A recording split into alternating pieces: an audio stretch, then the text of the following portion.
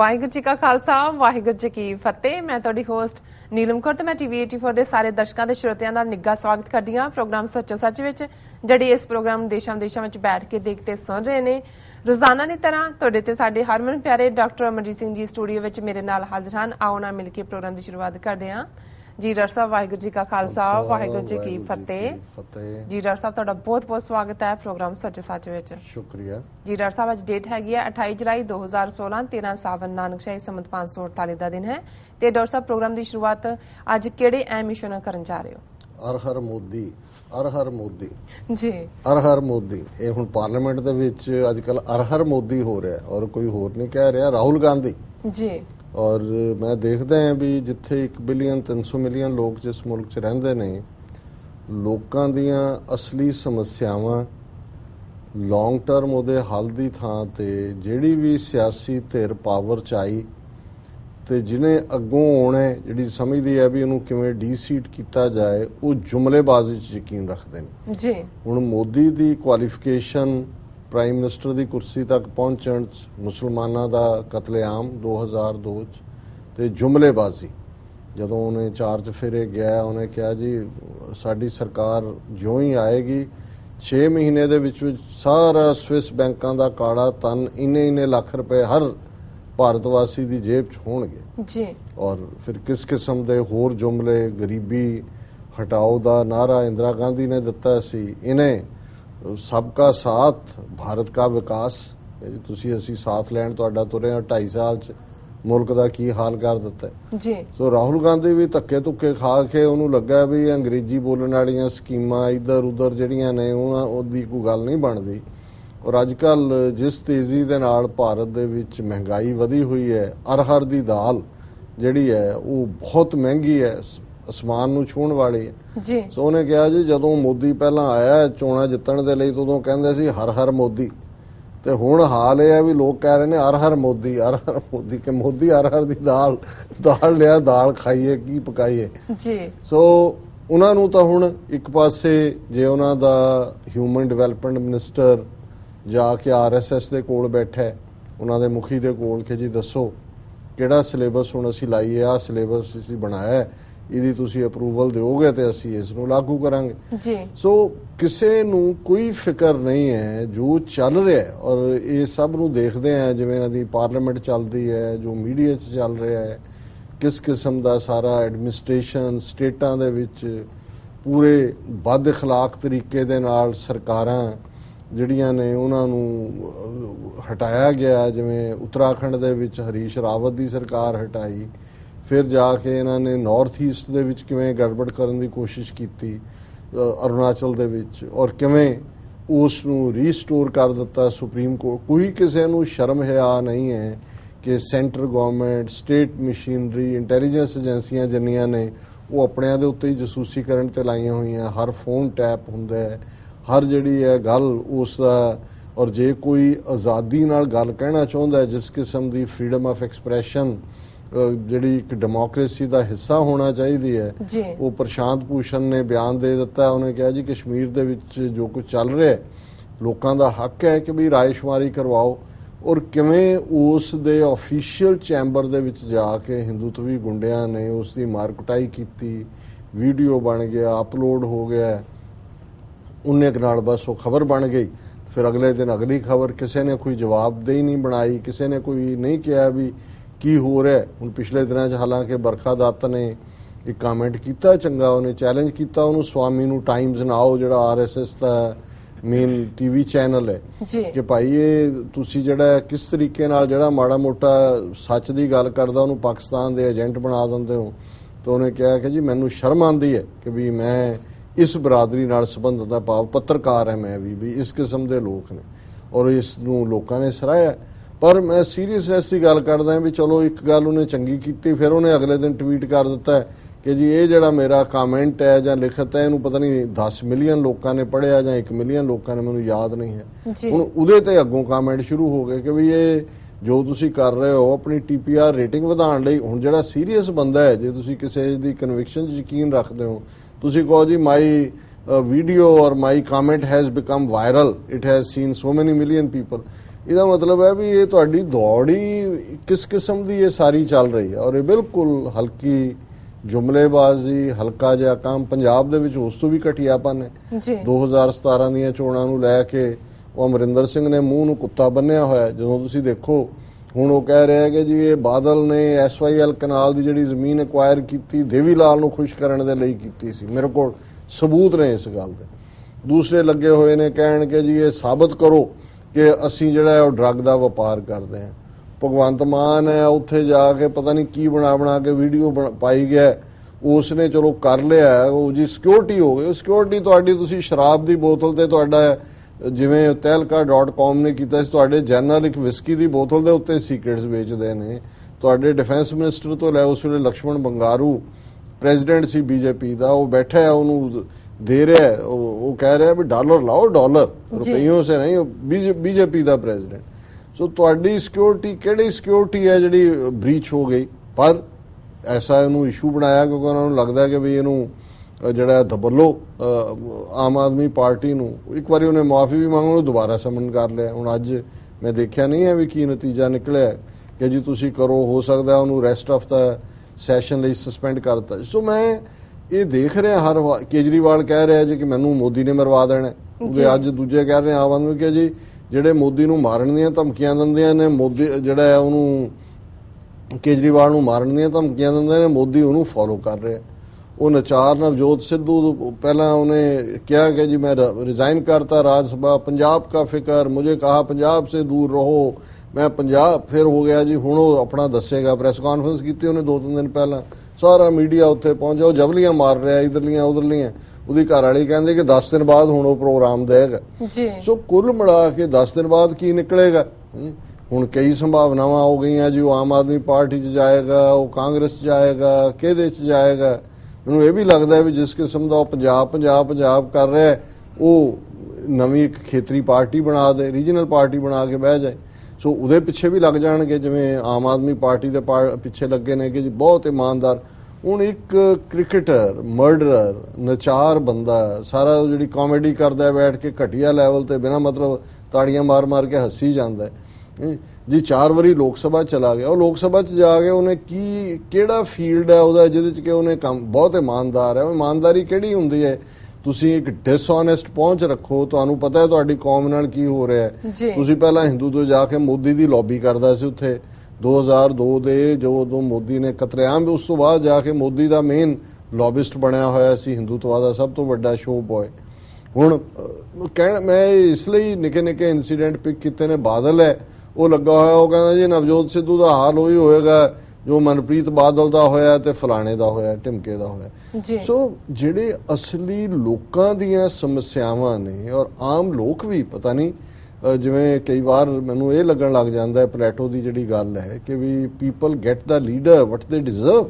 ਜੀ ਕਿ ਲੋਕਾਂ ਨੂੰ ਉਸ ਕਿਸਮ ਦਾ ਹੀ ਲੀਡਰ ਮਿਲਦਾ ਜੋ ਜਿਹਾ ਦੇ ਉਹ ਹੱਕਦਾਰ ਹੁੰਦੇ ਨੇ।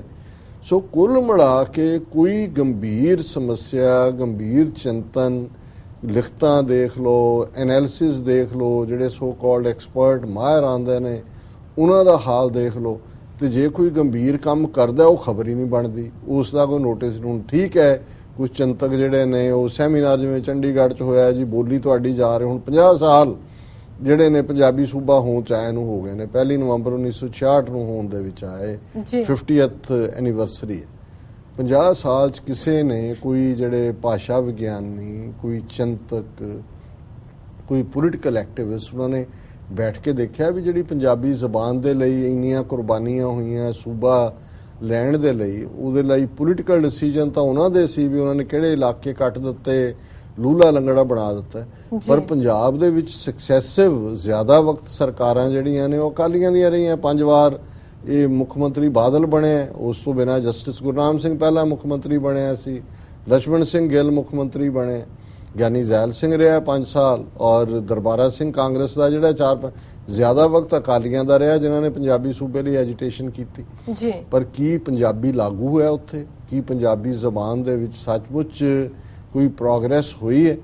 ਸੋ ਹੁਣ ਇਸ ਦੇ ਉੱਤੇ ਕੋਈ ਧਿਆਨ ਨਹੀਂ ਹੈ। ਇੰਨੇ ਯੂਨੀਵਰਸਿਟੀਆਂ ਬਣੀਆਂ ਹੋਈਆਂ ਨੇ, ਜਿਹੜੀ ਪੰਜਾਬੀ ਯੂਨੀਵਰਸਿਟੀ ਪਟਿਆਲਾ ਉਹ RSS ਦਾ ਹੈੱਡਕੁਆਟਰ ਬਣਿਆ, ਉਹਨਾਂ ਦਾ ਹੀ ਲਿਟਰੇਚਰ, ਉਸ ਕਿਸਮ ਦੀਆਂ ਹੀ ਬਹਿਸਾਂ, ਉਸ ਕਿਸਮ ਦੀਆਂ ਗੱਲਾਂ। ਜੀ ਔਰ ਕੁੱਲ ਮਿਲਾ ਕੇ ਇਹ ਸਾਰੀ ਜਿਹੜੀ ਸਿਚੁਏਸ਼ਨ ਹੈ, ਜੇ ਸ਼੍ਰੋਮਣੀ ਕਮੇਟੀ ਹੈ ਉਹਦੇ 'ਚ ਜਿਹੜੀਆਂ ਧਿਰਾਂ ਨੇ ਚੈਲੰਜ ਵੀ ਕੀਤਾ ਹੈ, ਉਹਨਾਂ ਦੀ ਵੀ ਦੌੜ ਸ਼ਾਇਦ ਇਸ ਗੱਲ ਤੱਕ ਹੀ ਹੋਏਗੀ ਵੀ ਕਿਹਨਾਂ ਦੇ ਬੰਦੇ ਅੱਗੇ ਆ ਜਾਣ, ਕੌਣ ਅੱਗੇ ਆਏ, ਦੌੜ ਇਸ ਗੱਲ ਦੇ ਉੱਤੇ ਹੀ ਆ ਕੇ ਮੁੱਕ ਜਾਂਦੀ ਹੈ।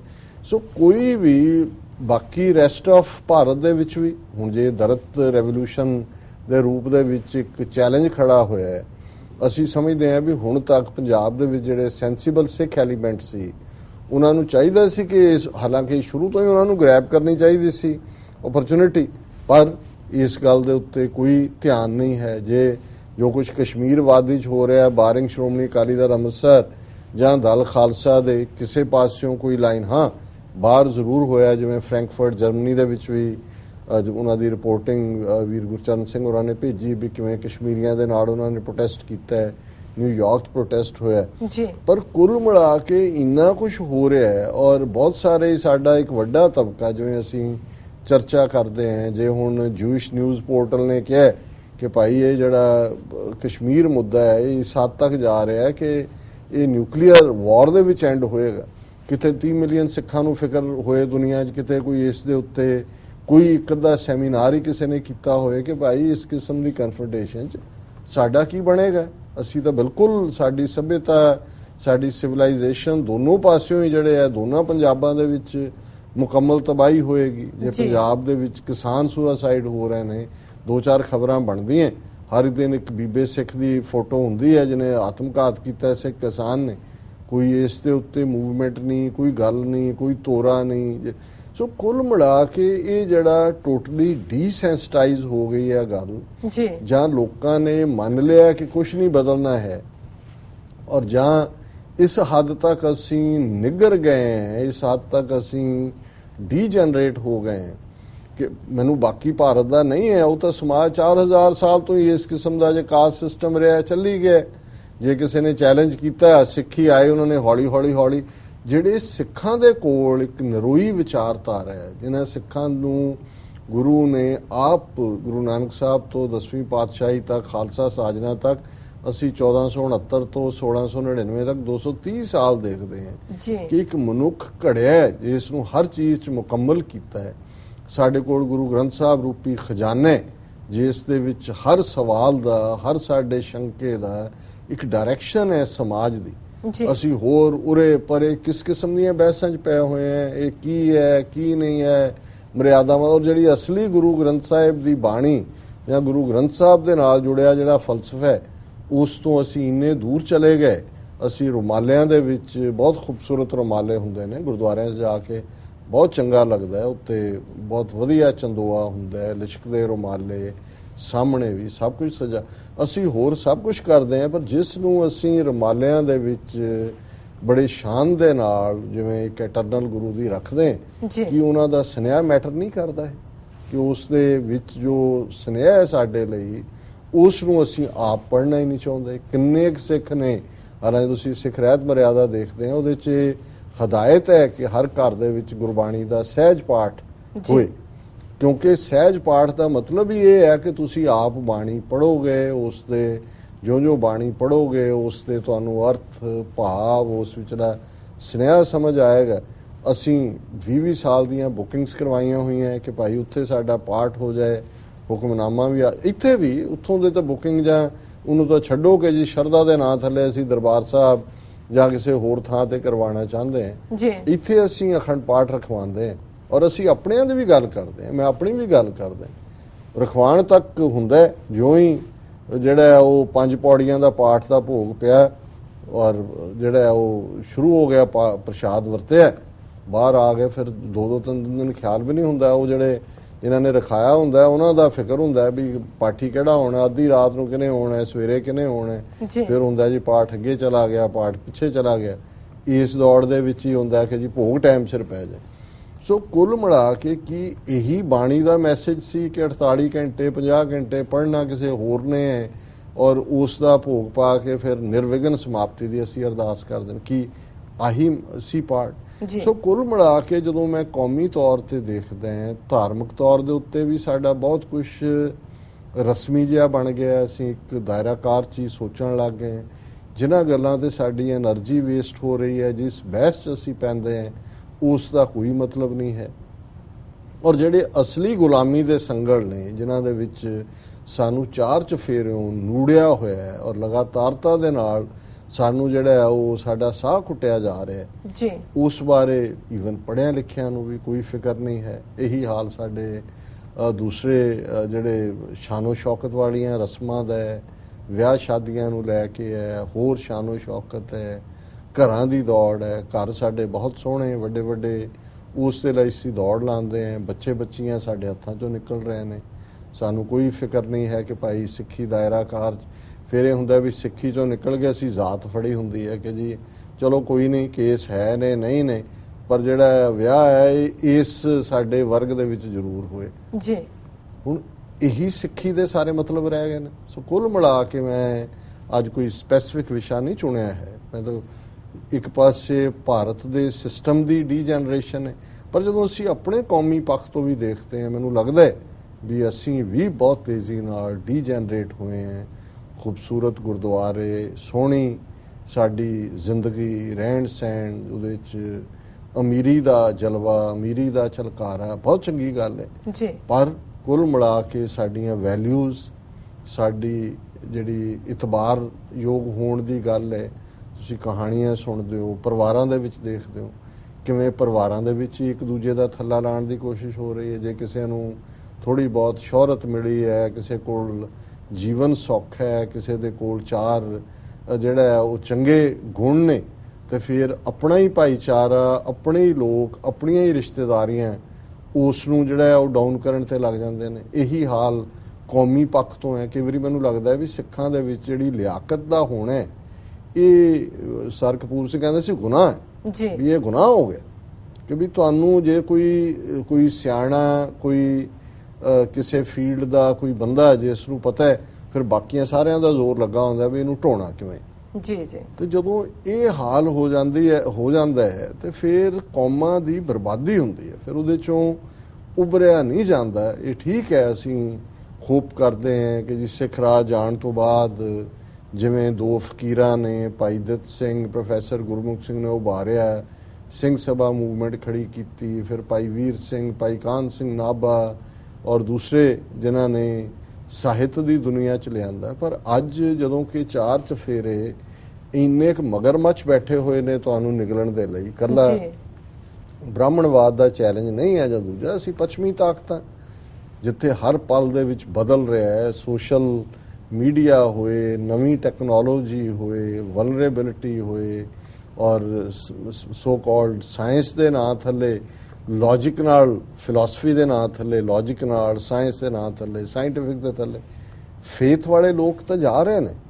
ਉਹ ਜਨਰੇਸ਼ਨ ਜਿਹੜੀ ਸਾਡੀ ਬਜ਼ੁਰਗਾਂ ਦੀ, ਜਿਨ੍ਹਾਂ ਦਾ ਸਿੱਧਾ ਸਾਦਾ ਨਿਸ਼ਕਪਟ ਫੇਥ ਸੀ ਗੁਰੂ ਦੇ ਉੱਤੇ, ਆਪਣੇ ਆਪ ਦੇ ਉੱਤੇ, ਅਸੀਂ ਤਾਂ ਇੱਕ ਦੂਸਰੇ ਤੇ ਇਤਬਾਰ ਨਹੀਂ ਕਰਦੇ। ਅਸੀਂ ਇੱਕ ਦੂਸਰੇ ਪ੍ਰਤੀ ਜਿਹੜਾ ਇੰਨੇ ਕੁ ਸਹਿਨਸ਼ੀਲ ਹੈ, ਗੁਰਦੁਆਰਿਆਂ 'ਚ ਬੈਠ ਕੇ ਅਸੀਂ ਕੋਈ ਗੰਭੀਰ ਚਰਚਾ ਨਹੀਂ ਕਰ ਸਕਦੇ। ਜਥੇਬੰਦੀਆਂ ਨੇ, ਮੈਂ ਖਾਲਿਸਤਾਨੀ ਜਥੇਬੰਦੀਆਂ ਦੇ ਹਵਾਲੇ ਨਾਲ ਦੇਖਦੇ ਵੀ ਅਸੀਂ ਆਲਰੇਡੀ, ਜੇ ਕੌਮ 'ਚੋਂ ਤੁਸੀਂ ਇੱਕ ਛੋਟਾ ਤਬਕਾ ਦੇਖਦੇ ਹੋ, ਅੰਮ੍ਰਿਤਧਾਰੀ ਵੈਸੇ ਹੀ ਮਾਈਨੋਰਿਟੀ 'ਚ ਹੁੰਦੇ ਨੇ, ਫਿਰ ਉਹਨਾਂ 'ਚੋਂ ਕਿੰਨਿਆਂ ਕੁ ਨੇ ਐਕਟਿਵਿਜ਼ਮ ਕਰਨੇ ਖਾਲਿਸਤਾਨ ਦਾ। ਮੈਂ ਇੱਕ ਭੈਣ ਜੀ ਨਾਲ ਮੇਰੀ ਗੱਲ ਹੋ ਰਹੀ ਸੀ ਪਿਛਲੇ ਦਿਨਾਂ, ਜਿਹੜੀ ਪੈਟੀਸ਼ਨ 15 ਅਗਸਤ ਦੇ ਹਵਾਲੇ ਨਾਲ ਚੱਲ ਰਹੀ ਹੈ, ਤੇ ਮੈਂ ਉਹਨਾਂ ਨੂੰ ਪੁੱਛਿਆ ਵੀ ਕੀ ਰਿਸਪੌਂਸ ਹੈ। ਉਹ ਇੱਕ ਗੁਰਦੁਆਰਾ ਸਾਹਿਬ 'ਚ ਗਏ ਕਰਵਾਉਣ ਲਈ ਬਾਕੀਆਂ ਦੇ ਨਾਲ ਜੀ। ਉਹ ਕਹਿਣ ਲੱਗੇ ਜੀ ਕਈ ਵਾਰੀ ਹੈਰਾਨੀ ਹੁੰਦੀ ਹੈ ਵੀ ਅੰਮ੍ਰਿਤਧਾਰੀ ਸਿੰਘ, ਕਈ ਬੀਬੀਆਂ ਜਿਨ੍ਹਾਂ ਦੇ ਕੇਸ ਸਜਾਈਆਂ, ਉਹ ਅੱਧਾ ਘੰਟਾ ਖਰਾਬ ਕਰਦੇ ਨੇ, ਫਿਰ ਦਸਤਖਤ ਫੇਰ ਨਹੀਂ ਕਰਦੇ ਨੇ ਜੀ ਅਸੀਂ ਚਲੋ ਜੋ ਵੀ ਹੈ ਭਾਰਤ ਦੇ ਵਿੱਚ ਹੀ ਠੀਕ ਹੈ, ਦੂਜੇ 'ਚ ਹੀ ਠੀਕ ਹੈ। ਹਾਲਾਂਕਿ ਉਹਨਾਂ ਨੇ ਕਿਹਾ ਜੀ ਅੱਜ ਜਿਹੜੇ ਦੂਸਰੇ ਨੇ ਜਿਨ੍ਹਾਂ ਦੇ ਨਹੀਂ ਨੇ, ਉਹ ਕਹਿਣਗੇ ਜੀ ਦੱਸੋ ਕਿੱਥੇ ਦਸਤਖਤ ਕਰਨੇ ਨੇ, ਅਸੀਂ ਆਜ਼ਾਦ ਹੋਣਾ, ਭਾਵੇਂ ਆਪਣੇ ਸਿਰ ਤੇ ਪੱਗ ਨਹੀਂ ਹੈਗੀ ਉਹਨਾਂ ਦੀ। ਸੋ ਇਹ ਨਹੀਂ ਹੈ ਵੀ ਪਤਾ ਨਹੀਂ ਉਹਨਾਂ ਦੀ ਇਨਫੀਰੀਅਰਿਟੀ ਕੰਪਲੈਕਸ ਉਹਨਾਂ ਨੂੰ, ਪਰ ਕਾਫੀ ਹੱਦ ਤੱਕ ਜਿਹੜੇ ਪ੍ਰੈਕਟਿਸਿੰਗ ਸਿੱਖ ਨੇ ਉਹ ਉਹਦੇ 'ਚੋਂ ਸੰਤੁਸ਼ਟਤਾ ਡਰਾ ਕਰਨ ਲੱਗ ਗਏ। ਉਹਨਾਂ ਨੂੰ ਲੱਗਦਾ ਹੈ ਕਿ ਜੀ ਅਸੀਂ ਨਿਤਨੇਮੀ ਹੈ, ਅਸੀਂ ਅੰਮ੍ਰਿਤ ਵੇਲੇ ਜਾਗਦੇ ਹਾਂ, ਅਸੀਂ ਦੂਜੇ ਕਰਦੇ ਹਾਂ, ਅਸੀਂ ਠੀਕ ਹੈ, ਹਾਂ ਬਈ ਇਹਦੇ 'ਚੋਂ ਹੀ ਹੈ, ਬਾਕੀ ਇਹ ਸਾਡਾ ਨਹੀਂ ਹੈ। ਔਰ ਇਹ ਗੱਲ ਮੈਨੂੰ ਹੋਰਨਾਂ ਨੇ ਵੀ, ਜਿਹੜੇ ਕੁਛ ਸਿੱਖੀ ਸਰੂਪ 'ਚ ਨਹੀਂ ਨੇ ਪਰ ਇੱਧਰ ਪੰਥਕ ਖਾਲਿਸਤਾਨੀ ਐਕਟਿਵਿਸਟ ਨੇ, ਉਹ ਮੈਨੂੰ ਕਹਿੰਦੇ ਨੇ ਕਿ ਇਹ ਦੱਸੋ ਵੀ ਇਹ ਕੀ ਫਿਨੋਮੀਨ ਹੈ। ਮੈਂ ਕਿਹਾ ਜੀ ਉਹਨਾਂ ਦੀ ਉਨੇ ਕੁ ਜੀ ਸੈਟਿਸਫੈਕਸ਼ਨ ਹੈ, ਉਹਨੂੰ ਲੱਗਦਾ ਹੀ ਨਹੀਂ ਕਿ ਇਸ ਤੋਂ ਬਿਯੋਂਡ ਉਹਨਾਂ ਦੀ ਦੁਨੀਆ ਹੈ। ਜੀ ਲੇਕਿਨ ਹੁਣ ਇਸ ਸਾਰੇ ਨੂੰ ਜੇ ਤੁਸੀਂ ਉਹਨਾਂ ਨੂੰ ਨੈਗੇਟ ਕਰਦੇ ਹੋ, ਫਿਰ ਲੱਗਦਾ ਵੀ ਸਾਡਾ ਸਿਧਾਂਤ ਨੈਗੇਟ ਹੁੰਦਾ ਹੈ ਵੀ ਅਲਟੀਮੇਟਲੀ ਗੁਰੂ ਦਾ ਇਹ ਹੁਕਮ ਹੈ ਕਿ ਭਾਈ ਮੇਰਾ ਖਾਲਸਾ ਜਿਹੜਾ ਹੈ, ਖਾਲਸਾ ਮੇਰੋ ਰੂਪ ਹੈ ਖਾਸ, ਖਾਲਸੇ ਮੇ ਹੋ ਕਰੋ ਨਿਵਾਸ, ਪੰਜ ਕਕਾਰੀ ਰੂਪ ਹੈ। ਪਰ ਅੱਜ ਸਾਡੇ ਇੱਕ ਤਾਂ ਉਹੀ ਨੇ ਜਿਹੜੇ ਭਗੌੜੇ ਨੇ, ਕੋਈ ਨਾਮਧਾਰੀਆਂ 'ਚ ਵੜ ਗਿਆ, ਕੋਈ ਸੌਦਾ ਸਾਧ 'ਚ ਹੈ, ਕੋਈ ਭਨਿਆਰੇ 'ਚ ਹੈ, ਕੋਈ ਨਾਸਤਕ ਹੈ, ਕੋਈ ਸਿਰਗੁੰਮ ਹੈ।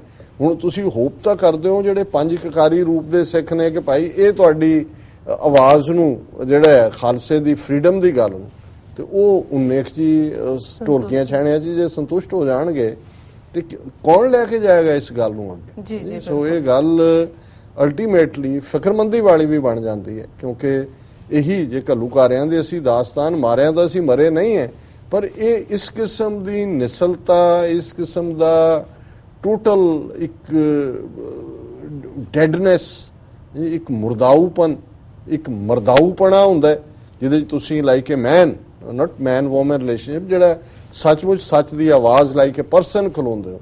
ਇੱਕ ਮਰਦਾਊਪੁਣਾ ਹੈ, ਇੱਕ ਮੁਰਦਾਊਪੁਣਾ ਹੈ। ਹੁਣ ਮਰਦ ਤੇ ਮੁਰਦ ਦੇ ਵਿੱਚ, ਮੁਰਦੇ ਚ ਇੱਕ ਅੰਕੜ ਹੀ ਹੈ, ਜਿਵੇਂ ਇੱਕ ਲਾਮ ਜਿਹੜੀ ਆ ਉਹ ਬਦਲ ਦਿੰਦੀ ਹੈ ਸਾਰੇ ਅਰਥ ਨੂੰ।